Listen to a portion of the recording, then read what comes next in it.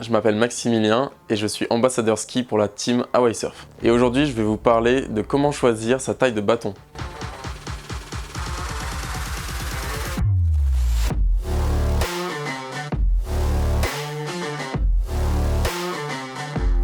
Donc moi je mesure 1m74 et une bonne taille de bâton pour moi c'est 1m20. Je le sais tout simplement parce qu'il y a une façon de le savoir, c'est de tenir le bâton avec la main sous la rondelle à la verticale devant vous, et si votre coude fait un angle droit, c'est la bonne taille de bâton. Donc là il va être trop grand, ici ça va être trop petit, ici c'est parfait. Donc attention, ça c'est une taille standard de bâton qui est recommandée, mais selon l'utilité que vous allez en faire, vous pouvez changer la taille du bâton. Par exemple, moi personnellement, j'utilise des bâtons en 120 et parfois en 115 parce que avoir un bâton plus petit, quand on fait du freestyle, que ce soit en snowpark ou en piste, avoir un bâton plus petit et du coup plus léger, ça va moins nous gêner dans la prise de nos skis et dans nos rotations en l'air. Enfin, dans l'utilité essentiellement de ski de randonnée, vous pouvez prendre un bâton fixe mais avec un manche un peu plus long, ce qui vous permet de descendre la main le long du bâton en ayant toujours un bon grip lorsque la pente est avec un degré assez fort. Vous avez l'autre main amont qui est plus haute et du coup vous descendez la main le long du manche